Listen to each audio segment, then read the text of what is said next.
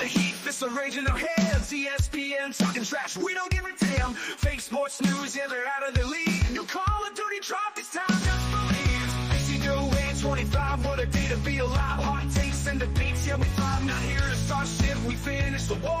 Victory's our mission, we're settling the score. We're the boys with the heat, blazing like a flame. Never backing down, always in the game. With the lights on fire, we'll rise above. We're the boys with the heat, and we're never giving up. Controllers in our hands, locked and loaded in this digital world. We're always promoting, no time for the haters, they're just in our way. We're the kings of the field, here I say. From the screen to the field, we dominate. No room for fake news, we set the record straight. In this game of life, we take the lead. Fueled by passion, driven by desire. Number one sports and cat kicking Ohio. The boys with the heat, blazing like a flame. Never backing down, always in the game. With the lights on fire, we'll rise above. We're the boys with the heat, and we're never giving up. We're the boys with the heat, blazing like a flame. Never backing down, always in the game. With the lights on fire, we'll rise above. We're the boys with the heat, and we're never giving up. For me to find that image, Yeah. I have to go into ESPN Plus and become a member to continue reading, yada, yada, yada. Oh, nasty. Yeah, But- of course they would do that. That's exactly why we included ESPN in there. Yeah. But the good news is I do have a photo of it that we will be able to. This is a top 10 quarterback list of 2024 according to NFL executive coaches and scouts. And let me tell you what. If this is what the executives, coaches, and scouts came up with, Voted on. Yes. You're befuddled. I can see the look on your face right now. This is not something you're looking forward to. the next couple of years, do not listen to evaluators, right? Nope. You have to use your own eyes, because apparently whomever is in this room is effing, like, just, I need a new word. You can say it. If dogs, They're apple pie eaters outside of Thanksgiving and Christmas. I'm kidding. I'm sorry. They have poop for brains. They got poop for brains. They got poop for brains. That's Right, we there just you go. all we can say is they got poop for brains. Okay, so let me open up this list real quick. Okay, let me turn my phone around because it's special. It's so special. Come on, there we go. Now it's letting me do it. Okay, so coming in at number 10, Dak Prescott. Coming in at number 9, Ryan Tannehill. Sorry, Jared Goff. Coming in at number 8. I'm not sure if I've seen him in a wheelchair recently or if this was last year. I can't remember because he's old, but Aaron Rodgers. Coming in at number 7, 1 year under the belt, magical run, C.J. Stroud.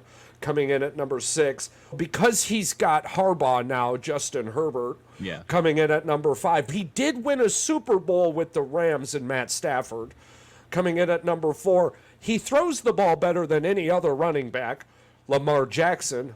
Coming in at number 3, he's a power horse, Josh Allen. Coming in at number 2, as long as he's healthy, Joe Burrow. And coming in at number 1, if you can't beat him, join him, Patrick Mahomes. I have issues with this list. I have an immense amount of issues. For one, I went back, bro. I don't mean to cut you off. Just real quick. For one, I went back as far as I could go without my mind going numb. Right. And I never seen Ryan Tannehill on a list before. I don't even remember seeing Ryan Tannehill in a game. I never saw highlights of him last year. That's not even to be a dick or to be mean or anything. I just don't remember the guy making plays last year. You know?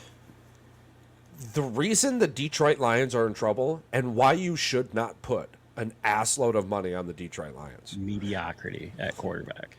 If their coach doesn't lose them the game, the quarterback will. You have this storm going where you're only good on a 33% basis, right? Now, there is enough games in the NFL where this mixture probably pours out a little bit better than the 33% I'm mentioning. Right. But Jared Goff is not him. He has not been him. And he's on a good team. And he's got a team that Ryan Tannehill never had. So it's befuddling to me that Detroit gave him all this money. Whatever. Not my organization, not my problem. Right. But Is that the reason why Dan Campbell doesn't have any faith in that team? Is that why he's going for it on fourth down? Does that factor in why he goes for it on fourth down? Is because he doesn't have that much faith? We're upset with Dan Campbell going for it on fourth down, but I never hear the conversation reflect the reason he went for it on fourth down failed. It wasn't the play. Yeah. It was the personnel pursuing the play, whether it be Gibbs or Goff in those moments. That's who was failing. It's not. You're not 100%. You're not. In fact, No, you're never. when it works, it doesn't arguably matter. It works in times of the regular season when teams are still trying to figure out who they were. And all you're doing is showing teams in the playoffs that you will and have plays to do this. And then come the playoffs, these better teams are ready, and it's a dumb coaching decision performed out by a mediocre player that everyone thinks is this random fucking superstar, and it blows my goddamn mind. Until he played in the NFC North, the fucking kid never won a game outside when it was cold. Not one game did he win outside when it was cold, and now he's in the NFC North, and he's this magical player, and he's doing these magical things, and honestly, I love it. I love seeing it, because I understand I'm not sitting here trying to play God or Nostradamus or anything, bro, but it's like, what made Jared Goff a fucking top 10 quarterback last year? Here, I guess the only thing I can think of is just the Lions, because they're good. Offensively, they're good. Defensively, they're good. Are they elite anywhere? They might be elite as far as the running backs go, as far as tight end position. Detroit has a handful of elite positions, and they are a very good football team. Absolutely. End, yeah, for sure. So I guess, am I just upset because I'm a Packer fan and the delusion is seeping across the lake? Let's reword the top 10. Let's go back through this list. Let's go from 10 to 1. I think number 1 is probably safe. I don't have a lot of problems with 1, 2, or 3. I really don't. No. With Patrick Mahomes, Joe Burrow, and Josh Allen. I mean, I don't see Lamar Jackson as a top 5 quarterback. I don't see Josh Allen or Lamar Jackson as a top 5 quarterback. Josh Allen, to me, is... we had the Cup Check boys on the other day, and I had an issue with his love for Josh Allen. Not because I didn't love the guys, but the Josh Allen pick. It's just a fan. You could definitely tell he was a fan. Yeah, absolutely. I wouldn't pick Josh Allen in my fantasy draft in the top 6, top 7 picks. He'd probably be my 5th quarterback off the board, if anything. And Josh Allen has a chance to be something, right? If it doesn't happen this season, Josh Allen is who paper says he is. Right. There's no more question in my mind on that. Without Diggs, I believe, which always was his third down option. I didn't bring this up on the show because I let them talk. But Diggs caught more balls on third down, so he was more of a third down threat and third down option. So that kept the chains rolling. Right. He needs to find a different receiver for this, and I don't know if he's got 2 good tight ends. Wait, here's my thing. Here's my thing with it. We need to see who those wide receivers are. I agree with you wholeheartedly. And one of them is going to be a young guy, so we're going to see this in the preseason, hopefully. But something I did, Diggs isn't that guy anymore. And it's not that he wasn't Josh Allen's guy. It's that what we were seeing was Diggs was the only guy, but he wasn't able to be open like the only guy.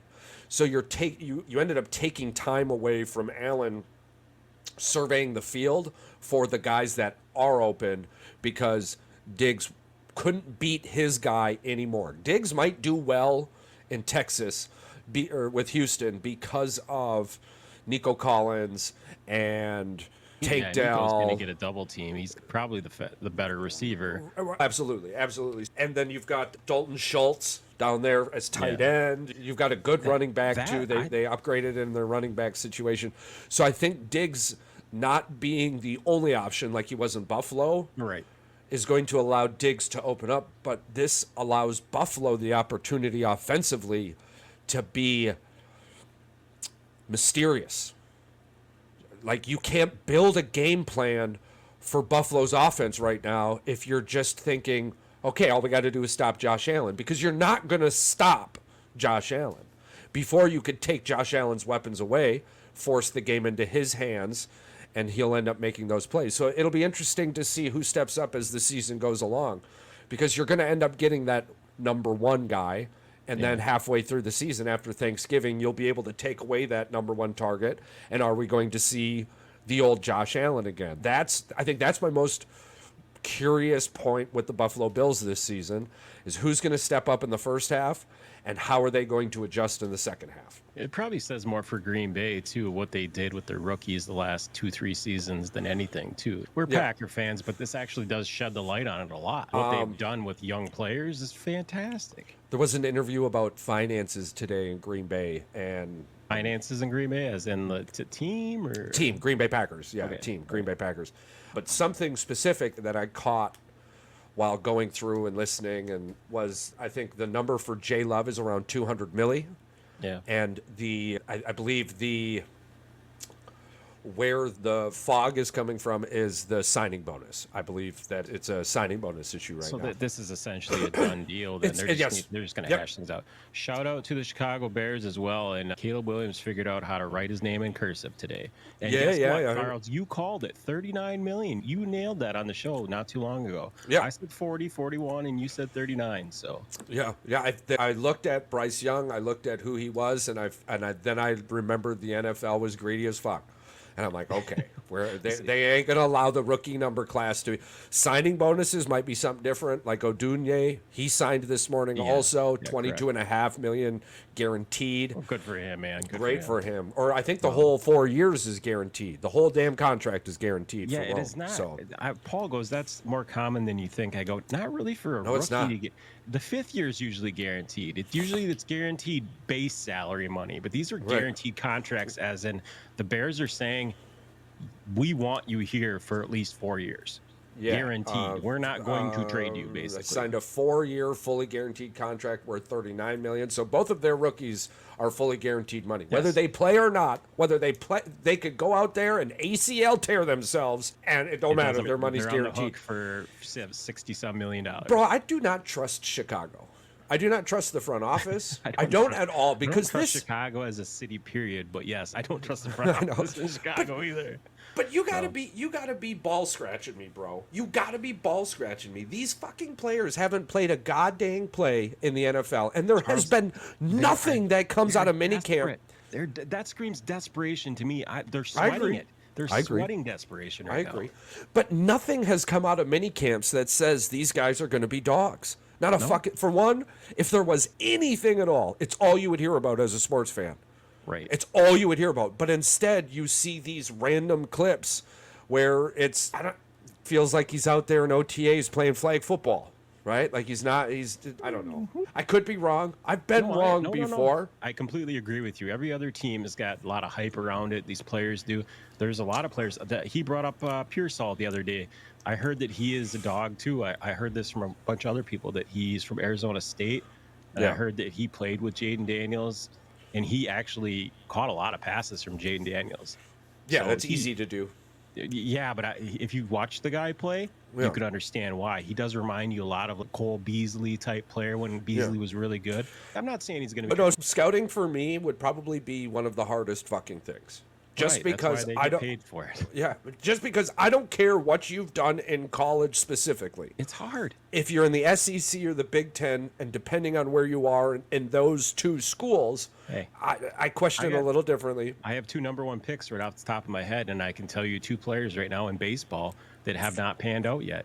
And one of them is Jackson Holliday. He's not going to. I don't think he's going to pan out. And the other one plays for the Tigers. Yeah. Yeah. 2 consensus number 1 overalls, and they completely shit the bed. But it's the reason it would be so hard is that I know you can. Yeah. I see in you what I see in others that have. But there's a massive difference in my mind between those that have, that look exactly like you, and that's you don't have their mentality. No matter what questions I ask you, no matter what you tell me, that could all be rehearsed. because these questions are well out there. If you're in groups that deserve to hear them, you will know what the questions are going to be for the most part before you go in there. You're well conversed. But I don't see the mentality. I'll never see it. I could hear it, but I'm never going to see it until I see you out on that football field. So if you're coming to me asking me for guaranteed money and you've never played a fucking snap in the NFL, you're going to walk out that fucking door and I'm going to retain your rights and the world won't know for 5 fucking years. Yeah. I don't know what else to tell you. And I don't understand. Like you had said, oh, the Chicago Bears are desperate. And I agree with you. But at the same time, you're playing for me. Yeah. You're playing because I drafted you. You're playing in a situation that I put you in. Don't you dare come in and create this type of drama, this type of atmosphere already. And it screams volumes about the front office and that organization allowing it to happen. Well, as fans, like Paul would say, that they don't have a whole lot to go on, so they're just winging it at this point. They haven't had success since the 80s. So, well, you filled your front office with people who have acquired that success elsewhere in the league. Ryan Poles, he did not draft Patrick Mahomes. He was in the room that drafted Patrick Mahomes. Yeah, a little different. Yeah, there's a huge difference there because I promise you, on his paper, he probably had fucking somebody else.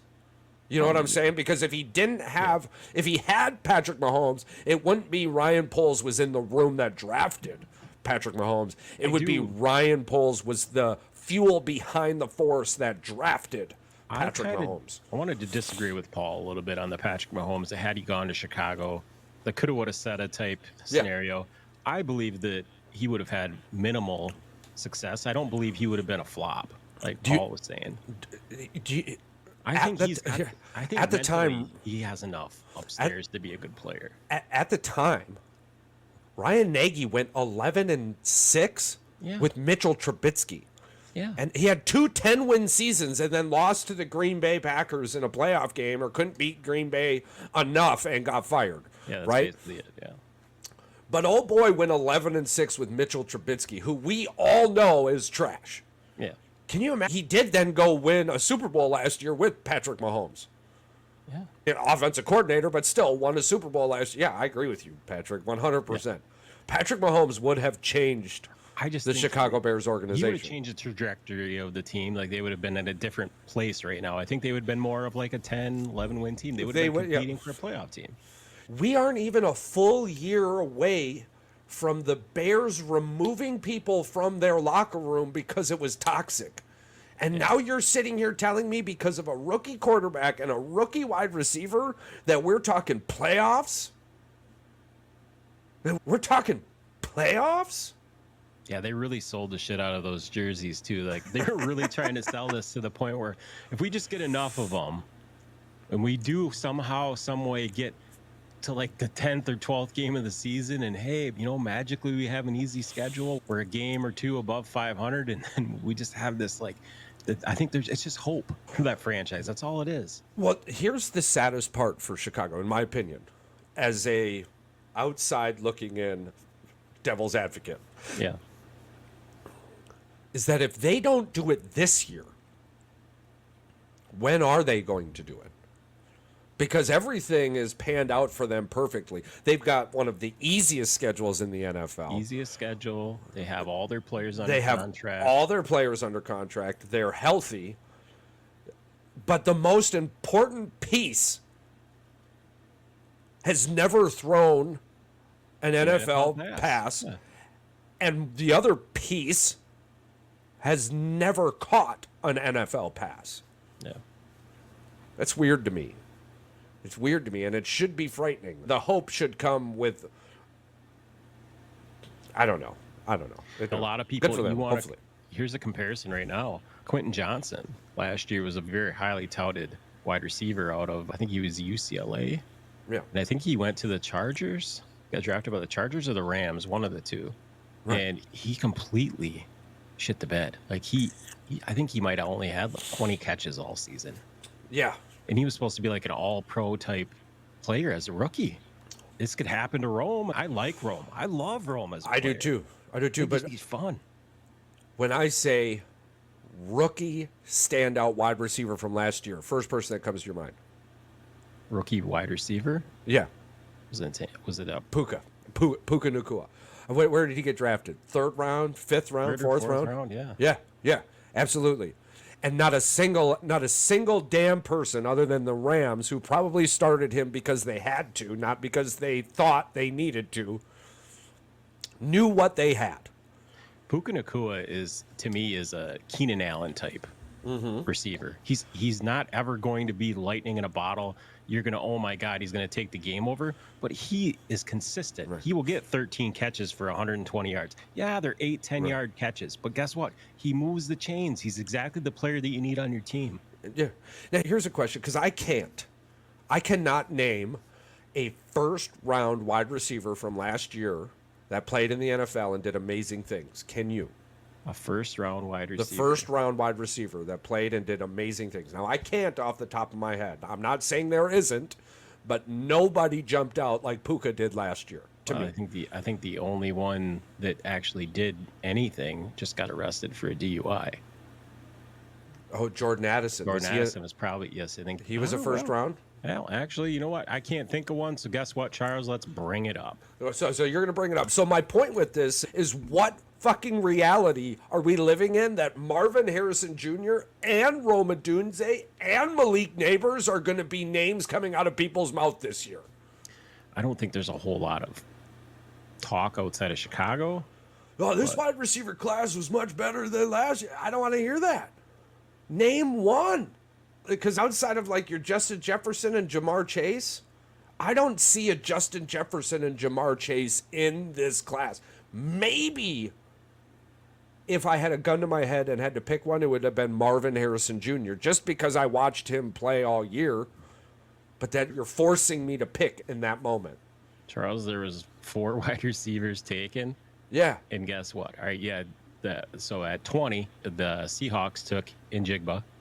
Ohio State. The Chargers took Quentin Johnston. That's what we were talking about. Both of them fell off the map. Same hype last year for those two that we're getting right now for Rome Odunze, Malik Neighbors. And Zay Flowers was the next one off the board. And he had a meh season. Zay Flowers had a good season. But it wasn't, oh my God, great season. When you ask me about Zay Flowers, do you know what I remember? Him making rookie mistakes. Yeah. The fumble at the goal line, the dropped passes, the not running routes correctly. Again, the wide receiver. So we had to look this list up. So unless you were a Zay Flowers follower, I highly doubt anyone really remembered that. Zay Flowers or Jordan Addison. Those are the only two. Or Jordan Addison. And granted, again, none of only made the highlights for those big, long touchdown catches. And really all he made. And how much of Addison's gift was glorified due to the absence of Jefferson? Or the presence of Jefferson, I should say. See, and that's the thing that gets me, too, with the Buffalo Bills. Yeah. Is that Addison had one-on-one and won his one-on-ones. There was not a lot people can do when the ball went to him. He caught it. That's fantastic. That's what you're supposed to do. That's what good wide receivers do. That's what I'm looking for in Buffalo. Who's going to break those one-on-ones? Because you're in that first half of the season, you're going to get one-on-ones and zone coverage. That's what you're going to get because no one knows. So it's befuddling to me hearing this. I'm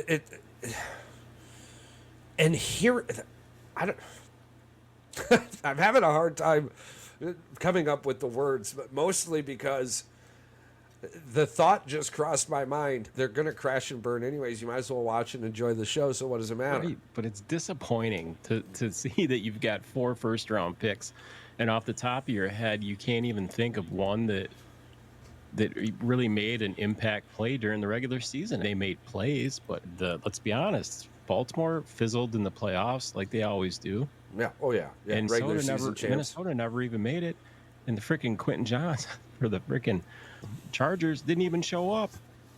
The thing that pissed me off with Minnesota is when the first half of their season last year, they played playoff teams and got their fucking ass kicked in all but the 49ers game. And that was a really weird sequence for the 49ers. Yeah. I think the 49ers lost. I don't think Minnesota won. But anyways, so then the second half of the season comes, and it's just dog water. I think the only team left that they had, the only two teams left they had to play with a winning record were the Packers and the fucking Lions, which they lost to both. Yeah. But you had all of these talks and these dreams that the Minnesota Vikings were going to make it to the playoffs and do something special, because that's what they always do. That's false. What they always do is lose. In fact, if it wasn't for Jim Kelly, more people would talk about the fact that the Minnesota Vikings lost 4 Super Bowls and they got a new stadium which allowed them to have heat before they won a Super Bowl, which would have made their owner buy them bench warmers. Yeah. So isn't that what's great about our sport, though? I think that's the greatest thing about our sport, is that realistically, we give the Dallas Cowboys a really hard time for this is our year. But I think every team in the NFL has this is our year fans. Every team in the NFL has this is our year fans. Hell, even Carolina, there's probably people in Carolina who swear to God they're going to be in the playoffs this year. Exactly. For those teams that this is our year fans, this is our year where I won't stop watching them in December fans or November fans. Like, it's just the hope is alive for them to actually see their team make the playoffs. Like you said, it's not always Super Bowl, but it's like, hey, we're going to make the playoffs this year. You got to start small potatoes. So Matthew Stafford, Justin Herbert, and CJ Stroud. That's 5, 6, and 7. Matthew Stafford probably belongs on the list, but he probably belongs 7 through 10. Bottom of the list. 7 through 10. Absolutely. And I don't think Aaron Rodgers is a top 10 quarterback in the NFL. Not anymore. 2-3 years ago, he was probably in the top 10. 3, 4, yeah. 3 for sure. 3 or 4 years for sure. He was in the top 3. Yeah, absolutely. Number 1 even. If not number 1. MVP. Okay. Yeah, MVP. When you're taking up 39% of your team's payroll, there's not a lot that can be done. That's going to be his. That is going to be his knock for his entire career. And why do you want to go down like that? At the end of your career, when you've made the money, you're going to the darkness retreats. Just at this point, just finish your career strong. Do the thing that you always said that they weren't doing for you, for your team. But he's not going to. Unfortunately for the Jets. He has more fun doing commercials and playing golf and going on vacations at this point. Just fucking retire, dude. Right. But whatever. You can go to the darkest retreat every day. I mean, I know I wouldn't. You're giving me an opportunity to make another $30 million before absolutely. I go. I talk a big game, but I would sit here and get paid to do the podcast and just mumble the entire time. I'll be old. Yeah. Another ball. Yeah, we'll just have little AI guys of us. Yeah, we'll type it out and they'll just start talking for us. Fuck that! I'll have somebody type it out and I'll okay it. But one of the players, exactly, one of the players on there that I believe will be top 5 in the next 2-3 years is probably CJ Stroud. See, now here's my question about CJ Stroud. I agree with you, actually. But he's had 1 season in the NFL. Yeah. I will break this down in a future episode because the greats have not come into the NFL and done what CJ Stroud has done. Like, I off the top of my head, most of them are terrible. In fact, most of them have Bryce Young.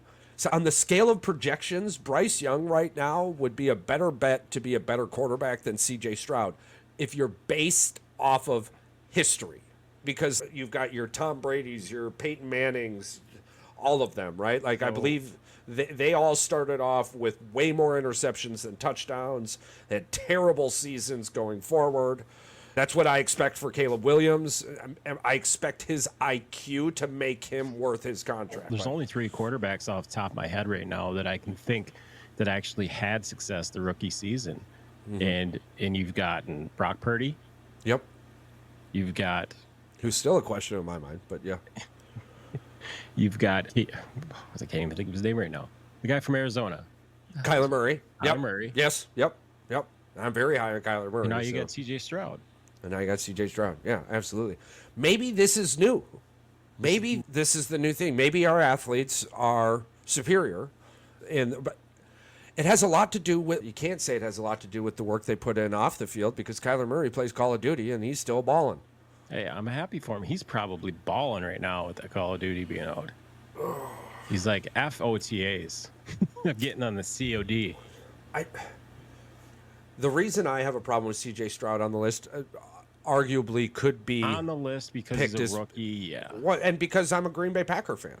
Yeah. What can you say about C.J. Stroud that you could not say about Jordan Love? Jordan Love should be in the top 10. The Packers are probably as far as power rankings go. Every power rankings I've seen has them anywhere between 8 and 4. Yeah, everywhere I've seen like 8 and 4. Consensus, they're like 6. They're right behind. And on depending on what list you look at, Houston is either just behind them or just in front of them. We're talking one spot behind or one spot in front. So what is this C.J. Stroud love? I don't know. Because, C.J. Stroud's a rookie. Oh, okay. Then why is he getting this love? Because Jordan Love wasn't a rookie. Oh, well, we only saw Jordan Love have a good half this. Same thing with C.J. Stroud. Yeah. C.J. Stroud started good, didn't get hot until about the second half. There's not a fucking thing you can't say about C.J. Stroud that you can't flip it and make it either better or the same for Jordan Love. So where is this random C.J. Stroud coming from? You can miss me with those only 1 year under their belt type things, because let's be honest, freaking Jordan Love did not get an opportunity to play. He did the same thing Aaron Rodgers did. He sat for 3 years. So, yeah, he didn't have a choice. People were calling for him anyway, and they still wouldn't put him in there. So, by all rights, that was Jordan Love's rookie season. Correct. And he had a shaky start, but finished arguably as the best quarterback in the NFL. Yeah. He had top 3 stats in the NFL. At the end of the season, including stat-wise, dwarf CJ. So he didn't lose them the playoff game. He didn't lose in the playoff game. In fact, he performed very well. In fact, the kicker might have missed him. And a couple of tackles. Yeah, absolutely. So that's my problem with it. I get it, yeah. You've got a guy who has been in the NFL for 4 years, but you put a guy who's, let's be honest, when he started losing weapons, C.J. Stroud was not the same quarterback. That's true. And it could have been what cost him the MVP, which I thought was a befuddling conversation to begin with. Charles, this is the one thing I have a huge issue with this list now that I look at it. Yes. So you got Mahomes, Burrow, Allen. You got Jackson, Stafford, Herbert. Herbert is one that he does not put up the numbers. Where is this justified? Talent? Like I said at the beginning of the show, bro, Justin Herbert, or because he's now with Coach Harbaugh, Justin Herbert coming in at number 6. This bothers me a lot that Dak. I am not a Dallas fan, but why is Dak Prescott getting shit on so much? He is a freaking. Dak Prescott looks like an elite quarterback with the guys that are above him. He lost to Lamar Jackson in the MVP because Lamar Jackson was a better running back. I agree with you, Charles. And I think so how is Dak 10 and Lamar 4? I don't know. You can't tell me that this isn't a biased list. Charles, this is a bought and paid for list. Doak Walker Award. This is the MVP, and you guys gave it to a fucking running back. Yeah, because that running back throws the ball better than the other running back that should have won it. None of them can compete with the rookie quarterback, but because he's a rookie, we can't give it to him. And let's not give it to Dak Prescott because Jerry Jones is going to have to give him more money. And you want to know what's really messed up too, is that they gave Lamar Jackson the MVP, but you sit there and you bitch about Patrick Mahomes, his feet. Patrick Mahomes is pretty damn elusive he does not look like he would get away from a defender, but he dances and bops away, and you're like, he gets way less credit for his mobility than. It's crazy to me. So basically, Lamar Jackson's last full healthy season, he won an MVP, and now you have unhealthy seasons in between, and now you have a full healthy season, and now he's an MVP again. So what the NFL is telling me, that if Lamar Jackson's healthy, he's the best quarterback the NFL has ever seen. Yeah. That's what they say, but we know that's not the truth, but that's opinion. It's an opinion. But it's a very validated opinion, my opinion. The reason I think the MVP award last year should have went to CMC is because I can't think of a situation where they lost because of CMC. But I can think of multiple situations where the Ravens lost because of Lamar and the Cowboys lost because of Dak. Oh, right. How can you be the most valuable player in the league and cost your team losses? Because if that's the case, then Aaron Rodgers should have been the MVP last year. Exactly. I don't understand where's the money coming from when it comes to this. Like the writers like vote on this, but then they do these MVP preseason polls and all this stuff, and they give odds to it. Now let's start the season this year. What do you think the odds are for MVP? I would probably put Patrick Mahomes and Lamar Jackson as 1-2, 2-1. And let's see. I want to know who rounds out the top 5.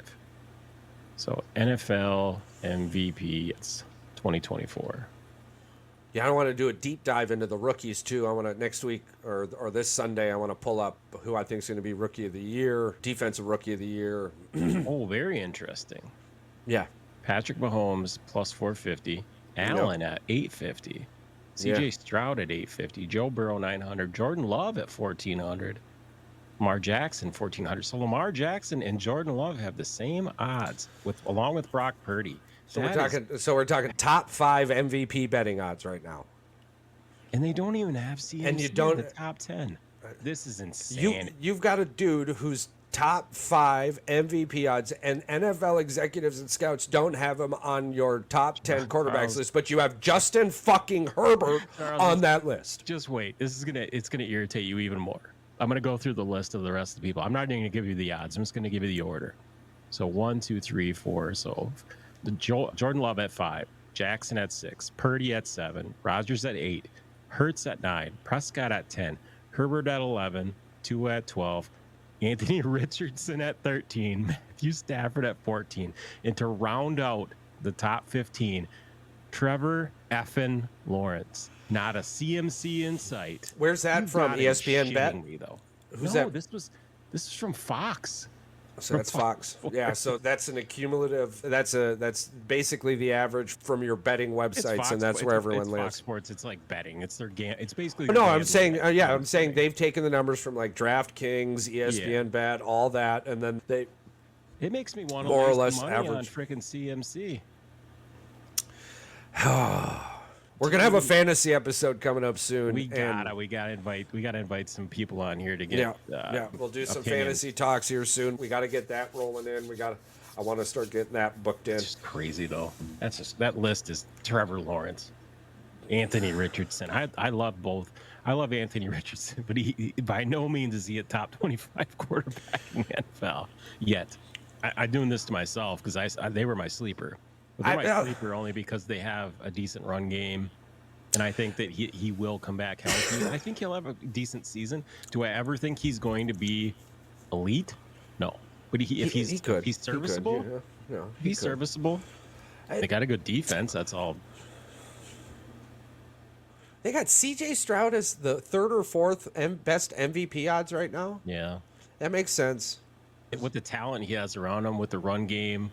They got Mixon? They've got weapons. Listen, the love Herbert is getting, I would be comfortable putting a futures bet on Herbert for MVP. Not breaking news, but we brought this up the other day. Aiyuk wants out of San Francisco. Here's the thing. This morning, he requested a trade. Straight up requested a trade. Charles. Yep. And teams that have called the 49ers thus far have been told, we're not trading him.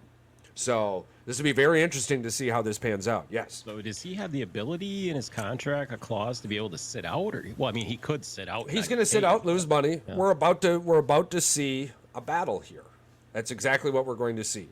The 49ers are paying him for what he does for the 49ers, not for who he is or what he's worth, and that has pissed him off.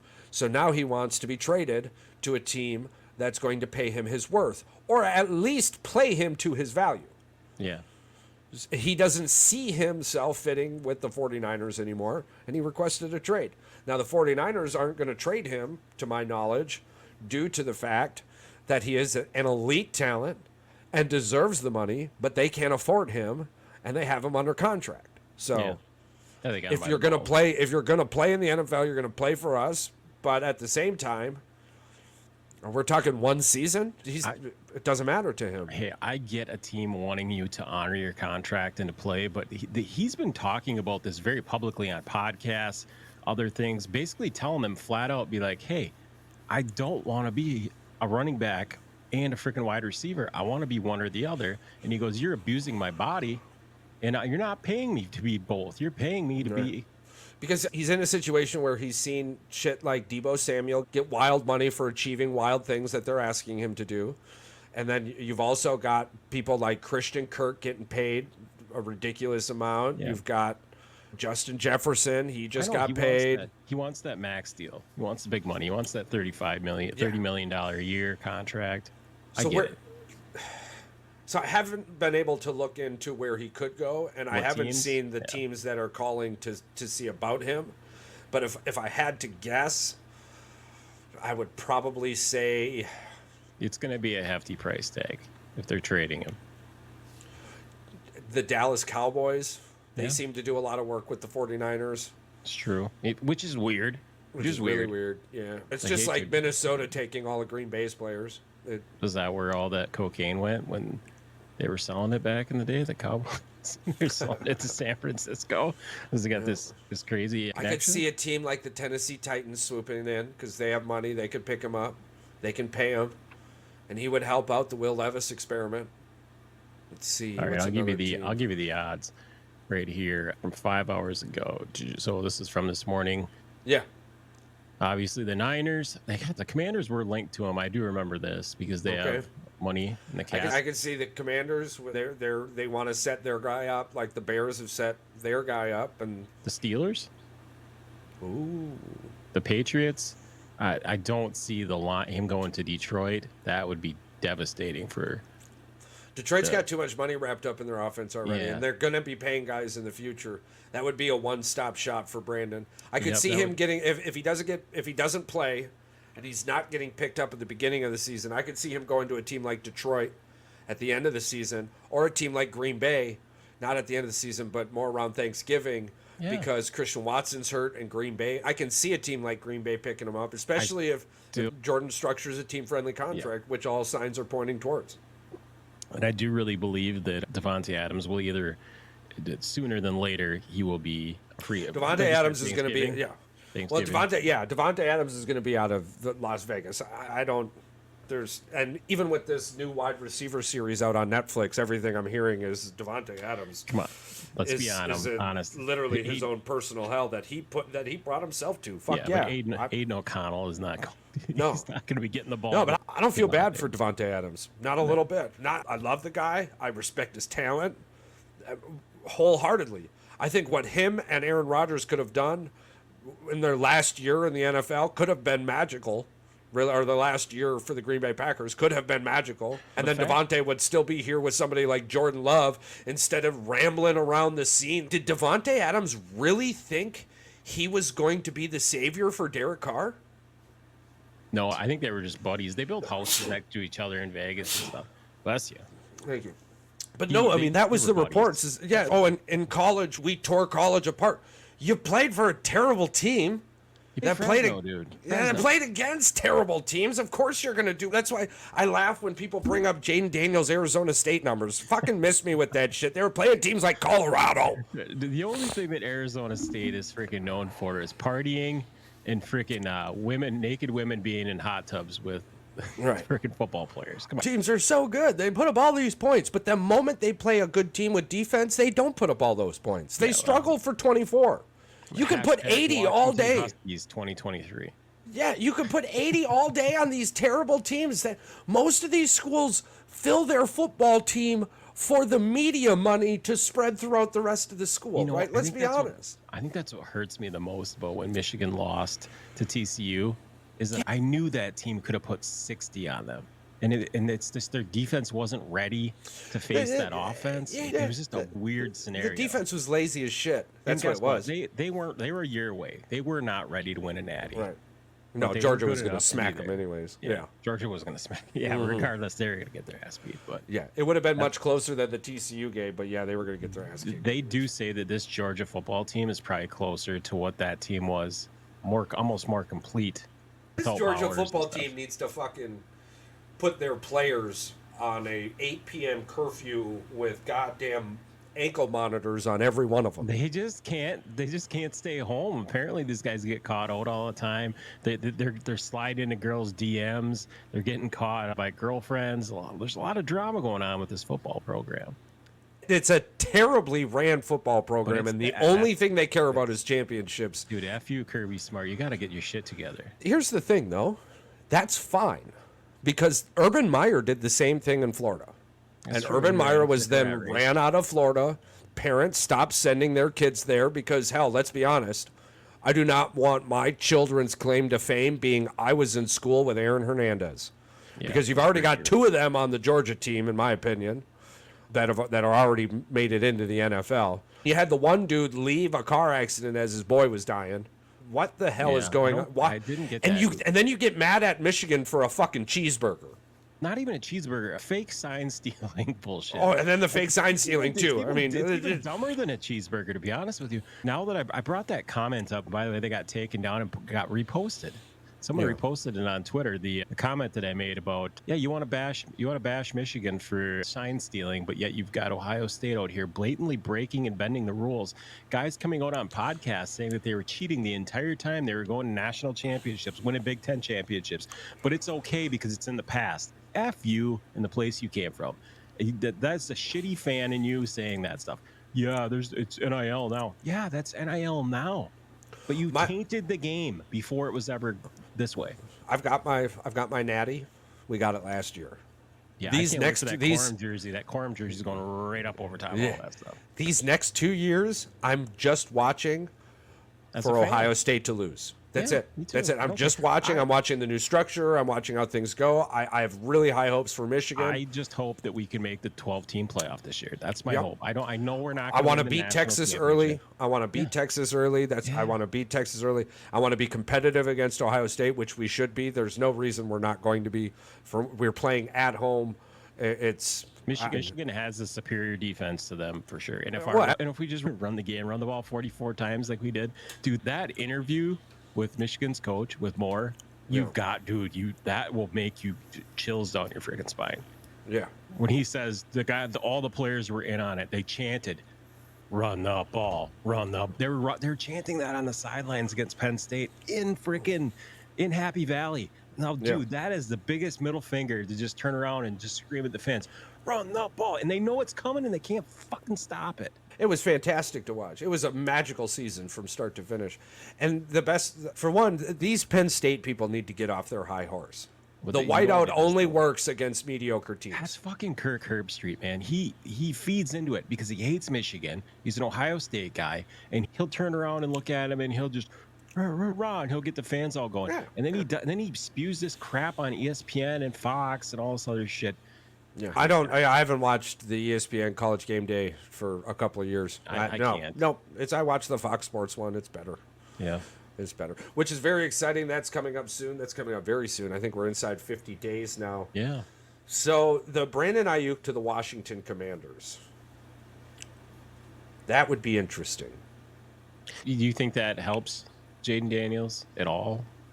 Having a number one? I think the only thing that's going to help Jaden Daniels is gaining weight around his ankles, but I don't think he's a terrible football talent. I think he'll be able to throw the ball. Will he be able to control like you said, man, you don't have 6 seconds to throw the ball. You've got two and a half seconds. That's what I mean. Get rid of that fucking thing.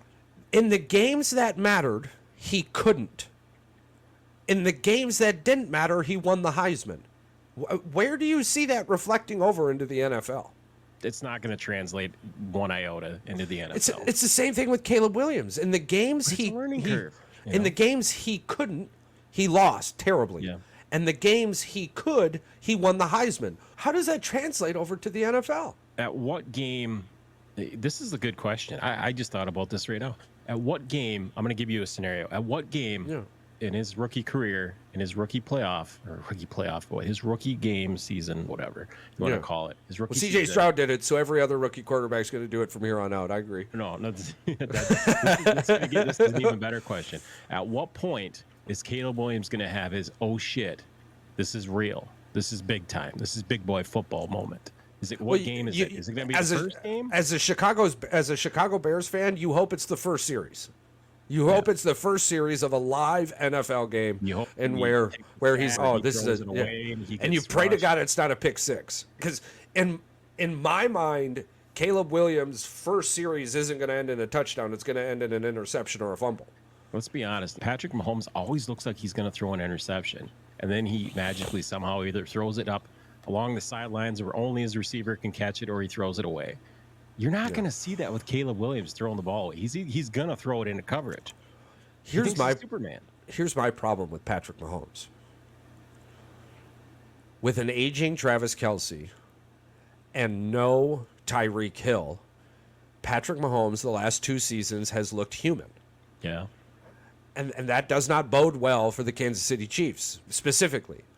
So Patrick Mahomes is elite with elite talent around him. I'll give you a hot take right now, and I'll take this to the bank. In our fantasy football draft, I will stay away from him.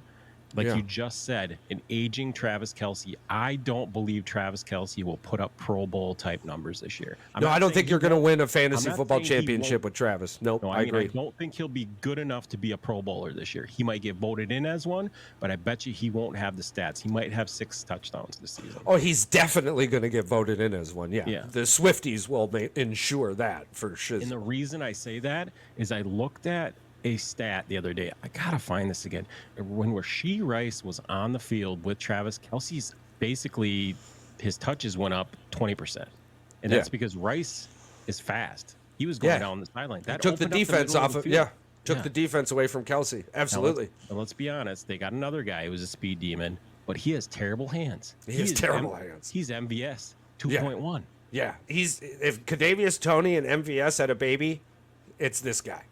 It's Xavier Worthy. Yeah, absolutely. Is he a great receiver? They got a speed mutation in him. They got a speed mutation in him for sure. Butterfingers, yeah.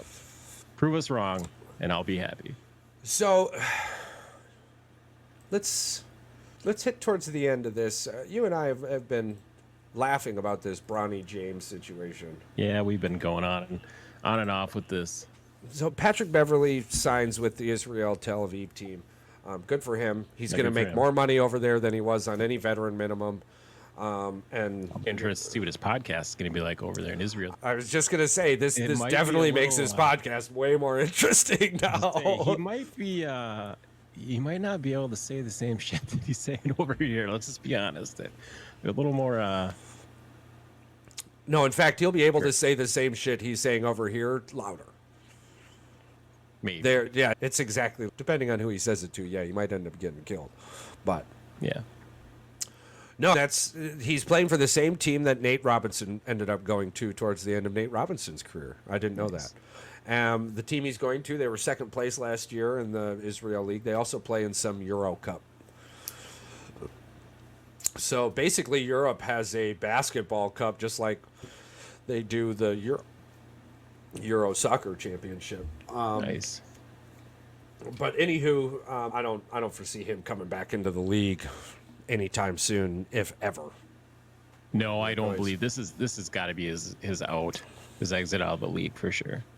Yeah, I mean, if he comes back to the NBA, he'll have to sit some 4-game suspension. Yeah, the whole basketball thing, throwing it at the fan, it was a bad look. Yeah, there's a handful of players that just. But what has Patrick Beverly done that Russell Westbrook hasn't? How do you think Pat Bev gets this and Russ doesn't? I think Russell Westbrook he's gotten his, don't get me wrong. But I guess he's always been on a team where the focus was around him being the point, and he always wanted to be a shooting guard first. Yeah. Maybe that's the downfall. Well, no, I just mean off-court antics with fans. Yeah, Patrick Beverly's got the podcast. He says his flamboyant stuff with frickin' LeBron James? It's on his pod. No, not LeBron. There's some other basketball player that was on his podcast with him. I can't remember who it was. LeBron's the one that was with JJ Redick. Yeah, I don't know. Westbrook wore those crazy ass outfits and stuff too. Real tight leather pants. I'm glad you're just as confused as me. Why did Patrick Beverly get all this hate and Russell Westbrook? Don't get me wrong. Russell Westbrook received his fair share, but it just like To me, Patrick Beverly and Russell Westbrook is the same person. Just Westbrook is a better basketball player. Yeah, the basketball player part of it, probably for sure. I mean, he was That's probably what did. So now we've got Brony James, and we've got a situation where we'll try to touch on this quick, but we got Brony James, and we got a situation where Jaylen Brown and pretty much anybody who fucking knows basketball, other than anyone who's getting paid by LeBron James media company, will tell you that Brony James isn't a pro. Yeah, and they're saying why is this still a? They're saying it loud. Why is this still a thing? Why is there still all this hype around this young man? He's a second-round, 55 draft pick who only got there because his dad is the NBA. His dad is the dictator of the NBA. Enes Kanter isn't even in the NBA anymore because he stepped up to LaDingleberry. LaDingleberry. Here's the thing, Charles. They're saying it loud and proud, and they're out there saying their piece.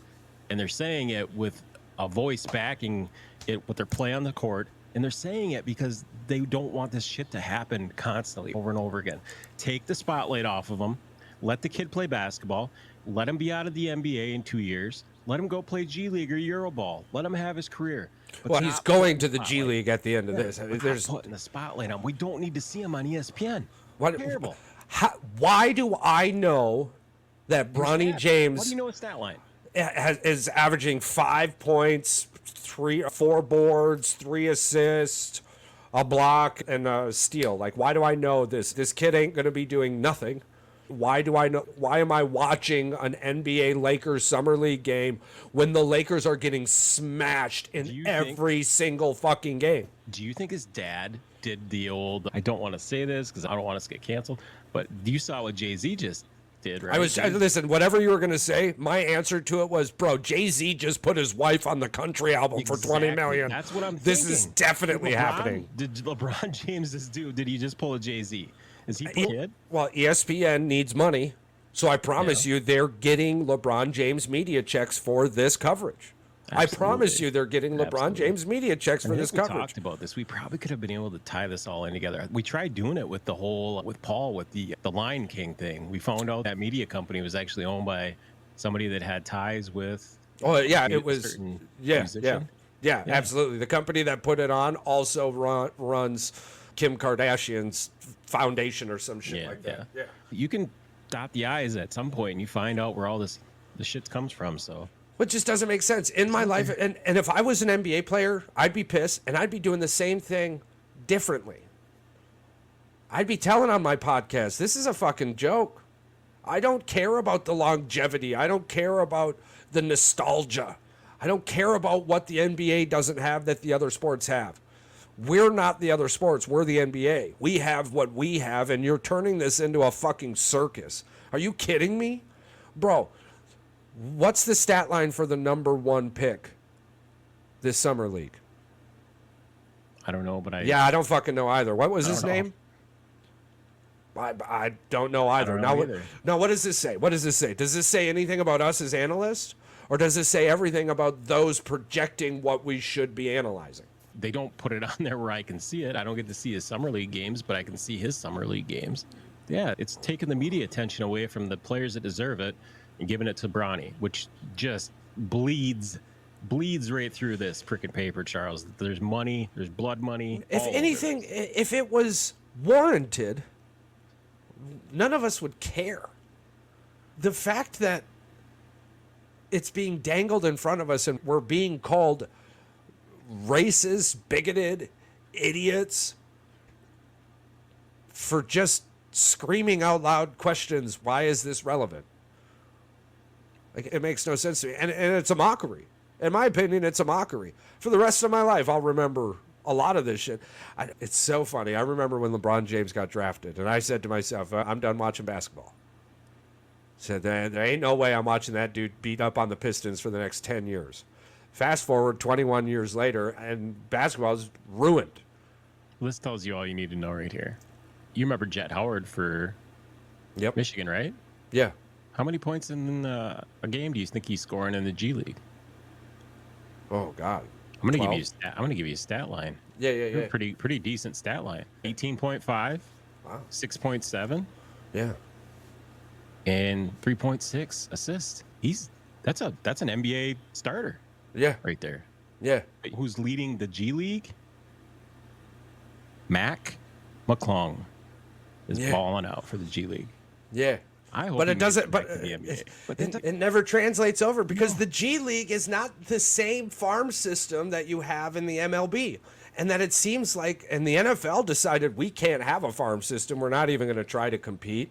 The NHL has an okay farm system, but the NHL relies heavily on the globe, not the United States. Yeah, the world championships and stuff like that. And the same thing's happening in the NBA. Let's be honest. The European talent in the NBA is making the NBA better. Oh, yeah, for sure. You've had, consecutive years now, the number one pick has been from France? Yeah, and it's just getting better for Europe and worse for the United States. And it does. In the United States, it's all about getting to the show so I can buy my mom a house. And there's nothing wrong with that. But it's not about buying my mom a house in Europe. Yeah. It's about setting up my family for longevity towards success, yada, yada, yada, yada, yada. There's the stories that we heard in the 90s are now coming from Europe. They're not coming from America. And it's showing in the talent pool. Right. And it's definitely showing in the NBA. If the most exciting thing in the NBA right now is a dude averaging less than 5 fucking points a game in a league that doesn't matter. Not only doesn't it not matter, it's completely irrelevant because only about 3 or 4 of those players are probably ever going to get pulled up to the NBA and even make a name for themselves. They might play 2 or 3 games a season, 10 games a season, but they're at a role player. A guy got hurt, so we had to get a G League guy. I'm looking at the stands when Bronny plays, packed house. The very next game, sub 5,000 people in the same stadium. Right, so you go from 20,000 to sub 5,000. So my question to you and to any of our listeners out there at this point, what would possess you to buy a ticket to go watch a terrible basketball player because he's the son of a good basketball player? You couldn't pay me. Why are you there? Why are you there? Are you there because you feel like you need to support this individual? Because if that's the truth, then why aren't you there for the next games? Yeah. Why aren't these people there for all of the games? What on God's green earth is making you buy tickets to go watch this young man fail? Seriously, is LeBron James that big of a deal that if he shows up and makes a public appearance that people will just, the potential that he might be there makes people buy tickets to go see it? Who gives a shit? Who gives a shit? Does this guy think he's walking on water? Let's say you see him. Let's say you see him. Okay, what's next? Yeah. I was at a game and I saw LeBron James' son play, and then I saw LeBron James on the sideline, and he was with his wife, and oh my God, it was so cool. Yeah, and then I watched this kid brick 8 shots, miss a dunk, throw an Aiyuk to a ghost, and then freaking score 3 points at the end of the game. And his dribbling is terrible. His dribbling is absolutely. His ball handling is terrible. He's dribbling down the court, and a guy just literally walks up. It's like a cartoon. He walks and the ball pops up, and he gets scared. Oh, shit. He just takes the ball away. It's terrible. Anybody who said this dude has a basketball IQ needs to be fired. The entire Lakers organization, from the owner to the coach, needs to be fired. There's black eyes all over that organization right now. From the owners to the coach. Yeah. They need to be fired. For sure. JJ doesn't even need to step on the court. This is the goddamn Los Angeles Lakers. And to be honest with you, I think they're more the Phoenix Suns than the Phoenix Suns are the Phoenix Suns. Exactly. You couldn't. That's a great analogy. I like the Los Angeles Suns. That's exactly who they are. They are not the Lakers. Unfortunately, the Lakers died in a plane crash. And I swear to God, with everything inside of me. Helicopter crash. Yeah, the helicopter crash. Sorry. Yeah, with everything inside of me. The Lakers died when Kobe died. Yeah, we are. By the way, we are going to do with Paul and Mike. We will be doing a tribute episode, I believe. Yeah. Yep. Yeah. Absolutely. Alrighty, man. I think that was a great show. You got anything else you wanted to add? I think we touched on about everything I wanted to chit chat over the week. Oh, wait a minute. There's one thing. Whoever the fuck decided that chick needed to sing the national fucking anthem at the home run derby needs to be moved out of the United States. Boy. We can bring this up on here. Let's bring up just a little tidbit. For one, a Grammy-nominated country artist singer. I completely understand why she's never won a Grammy. I totally understand why, and I will gladly bet way too much money that she never will win a Grammy. This has nothing to do with this person as an individual. They are terrible. Everything about them said that they were going to do this terrible, and they still, you could have picked a random person out of the crowd and they would have done better. What the hell is going on with these multi-billion corporations destroying something as simple as the national anthem? All you got to do is pick somebody who sings well and put them out there, and they'll sing and then bring them back. What are you doing and why? Dude, if you watch the player reactions too, I've watched the player reactions. I watched people in the stands. Are you ready for this? All right. If you have not heard this, guys, this is exactly what you're going to get. For the land of the free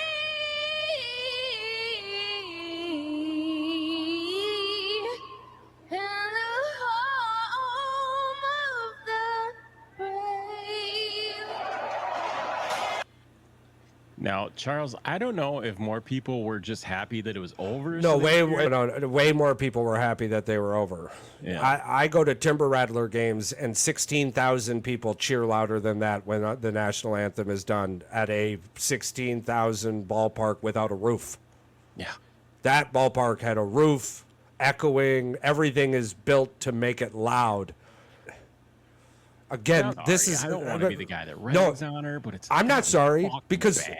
Bro, I'm not sorry because what she did was she tried to go out there and make the national anthem her own, which should be a copyright infringement. Let's be honest. This chick should be sued for copyright because the national anthem is not your fucking song. And every single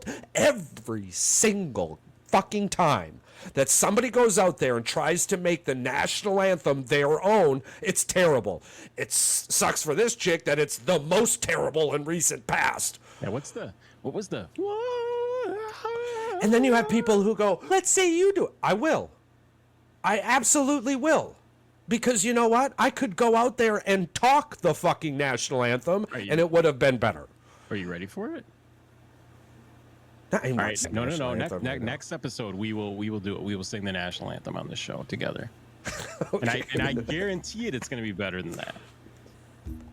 I promise you it will. No practice. We're just gonna friggin' I promise you it will. Be like one. For one, if you have an AI auto caption her words, they're all wrong for the most part.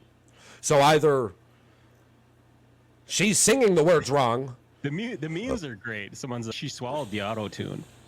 And there's what the fuck noise is she making? And she goes, it's like an orgasm meets screaming because you saw a bear. I mean, and people, stop being so rude. Hold on a second.